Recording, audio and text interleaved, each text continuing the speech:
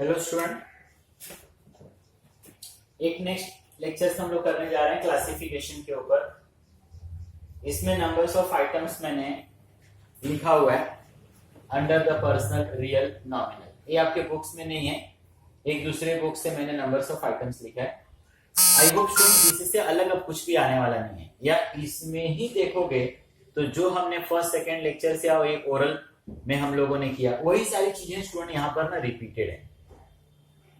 तो एक बार अगर कहीं पर प्रॉपर आपको नहीं दिख रहा होगा, राइटिंग में प्रॉब्लम्स होगा, तो जस्ट मैं एक बार रीड कर देता हूं और आपने इसको अच्छे से क्या करना है, अपने नोटबुक में कॉपी कर लेना है।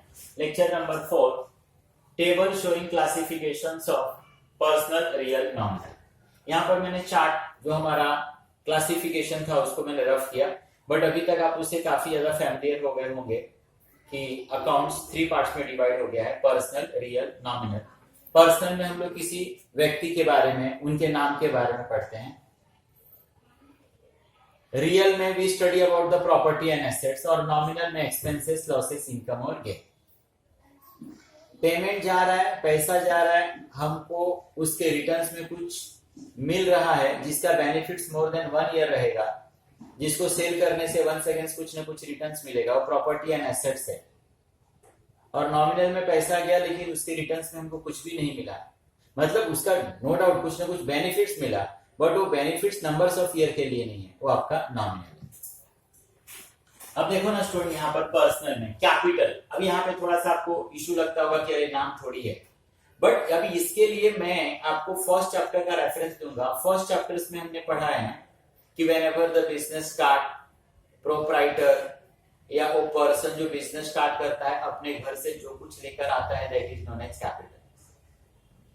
मतलब यहाँ पर इनडायरेक्टली पर्सन है, पर्सन नहीं तो कैपिटल आया ना स्टूडेंट। तो कैपिटल किसमें अकाउंट में आ गया? पर्सनल। अब ये तो काफी इजी मालूम पड़ रहा है, बैंक ऑफ बड़ौदा नाम है, पर्सनल। कमलाकर नाम है, पर्सनल। XYZ पार्टनरशिप, इसमें भी कोई इशू नहीं होना चाहिए, आर्टिफिशियल नेम है, किसी न किसी बिजनेस का नाम है, पर्सनल। अब लोन में फिर से थोड़ा सा आपको इश्यू लगेगा, अरे लोन है, ये नाम थोड़ी है किसी का। स्टूडेंट लोन लिखा है, हमारा खुद का पैसा नहीं, अगर कैश होता तो एसेट्स हो जाता। हमने किसी से लोन लिया है, हमने किसी को लोन दिया है। लोन हमारे पास अगर है वो हमारा खुद का पैसा नहीं है, किसी ने किसी पर्सन से मैंने लिया हुआ है, वो इनडायरेक्टली स्टूडेंट पर्सन को रिप्रेजेंट कर रहा है, इसके लिए पर्सनल। फर्स्ट चैप्टर्स में आपने पढ़ा debtors, all those person to whom we sell on the credit basis, जिसको बिजनेस ऑर्गेनाइजेशन क्रेडिट बेसिस पे सेल करता है वो सारे लोग डेटर्स हैं।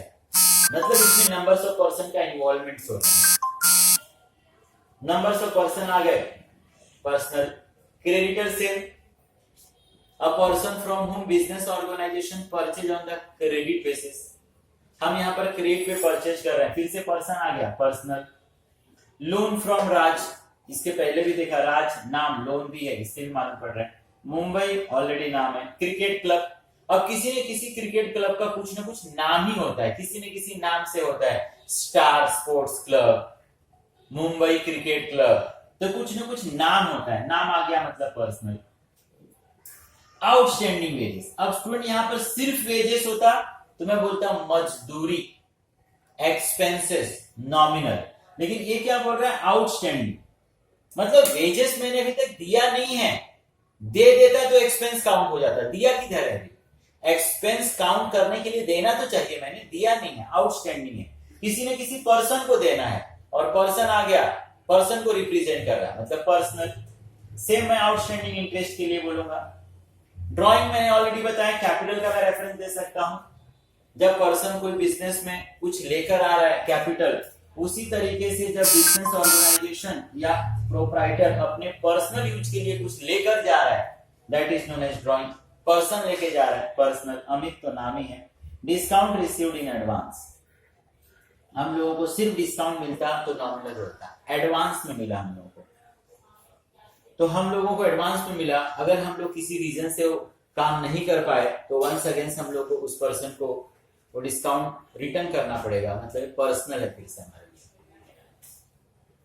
कोई भी चीज स्टूडेंट जिसका हमको बेनिफिट्स मोर देन 1 ईयर मिलेगा, जिसको मैं कैश में कन्वर्ट कर सकता हूं, ओनरशिप, बिजनेस ऑर्गेनाइजेशन का होना चाहिए।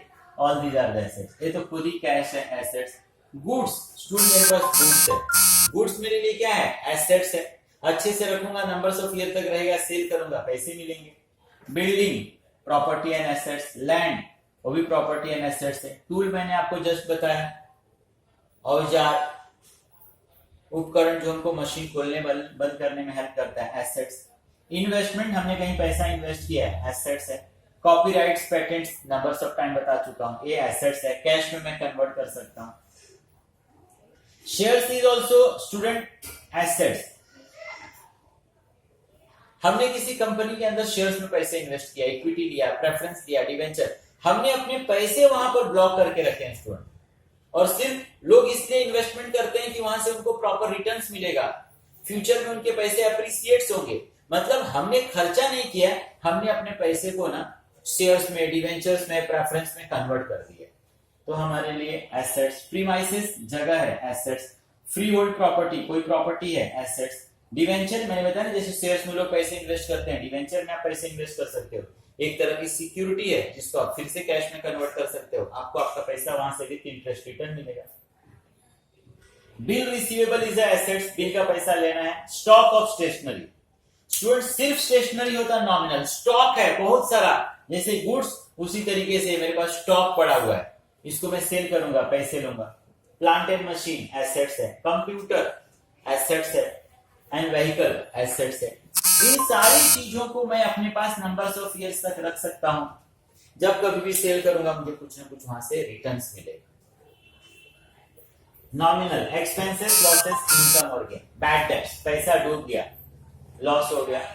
इंटरेस्ट, स्टूडेंट ब्याज, या तो मिले या तो मैं किसी को दूं, दोनों सिचुएशन में या तो एक्सपेंस या तो इनकम, नॉमिनल अकाउंट। डिस्काउंट के लिए भी सेम, नॉमिनल, मिलेगा तो इनकम, मैं दूंगा तो expense.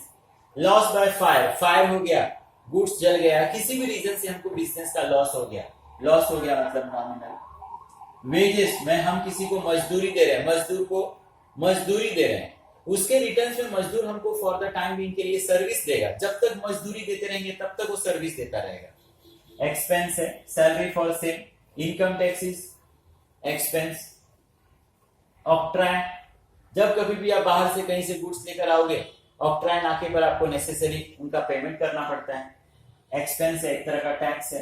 Audit fees, at the end of the year chartered को या ड्यूरिंग द ईयर भी, वो बिजनेस वॉल्यूम के ऊपर डिपेंड करता है, चार्टर्ड को बुलाकर हम अपना बुक्स ऑफ अकाउंट चेक कराते हैं एंड वी पे for fees, necessary fees. Gas and water, expense है। रॉयल्टी भी स्टूडेंट हमारे लिए एक्सपेंस है, मेहनत आना। यहां पर भी हम लोग किसी को उसके काम का रिटर्न्स देते हैं, रॉयल्टी है। जब तक आप रिटर्न्स देते रहोगे तब तक ही उस आदमी से आपको उसका बेनिफिट्स मिलेगा। रॉयल्टी जितने सारे ऑथर्स हैं उनको मिलता है, सिंगर हैं उनको मिलता है। बैंक चार्जेस, बैंक आपको सर्विस प्रोवाइड कर रहा है, उसके लिए वो चार्जेस किसी तरह का ले रहा है, एक्सपेंस है। ब्रोकरेज से मिलेगा, इनकम देंगे तो एक्सपेंस। रेलवे फ्रेट, रेलवे से हम लोग कोई गुड्स कैरी करके ला रहे हैं, उसका भाड़ा दे रहे हैं, एक्सपेंस, नॉमिनल। रेंट, भाड़ा दे रहे हैं। सेल टैक्स, ये भी हम लोग टैक्स पे कर रहे हैं। और गुड्स स्टोलन बाय थेफ्ट, चोर ने गुड्स आपका चुरा लिया, आपके बिजनेस ऑर्गेनाइजेशन में, प्रीमाइसेस में किसी तरीके से कोई चोरी हो गया, चोरी हो गया तो डेफिनेटली स्टूडेंट लॉस हो गया, तो लॉस हो गया तो नॉमिनल। तो ये जो मैंने चार्ट बनाया, और इसके पहले हम लोगों ने 2 लेक्चर्स इसके ऊपर लिए। स्टूडेंट मोर देन इनफ है इतना, आप इसी को बार बार देखोगे, करोगे, आपके लिए मोर देन इनफ है, इससे आगे कुछ भी इसमें आने वाला नहीं इस क्वेश्चन के अंदर। अब नेक्स्ट वीडियो के अंदर स्टूडेंट मैं यहां पर टैबुलर फॉर्म के अंदर क्लासिफिकेशंस ऑफ अकाउंट्स बताऊंगा, फिर उसके नेक्स्ट लेक्चर्स में हम लोग मॉडर्न फॉर्म में पढ़ेंगे एंड सो ऑन। आपका काम है जो हम लोग कर रहे हैं उसको आपने करते जाना है। सेकंड चैप्टर काफी इंपॉर्टेंट है और थोड़ा सा लेंथी है, नंबर्स ऑफ क्वेश्चंस इसमें अलग अलग टाइप्स के, तो इसको स्टूडेंट आप अच्छे से कॉपी करना और आप बार बार इसको देखना। और अगर आप किसी आइटम से कन्विंस नहीं हो रहे हो कि अरे सर आपने इसको पर्सनल में क्यों लिख दिया, अरे ये रियल्स में क्यों लिख दिया, प्रॉपर्टी एंड एसेट्स मेरे एंगल से नहीं है, तो डेफिनेटली हम आपको कन्विंस करने की कोशिश करेंगे। Thank you student.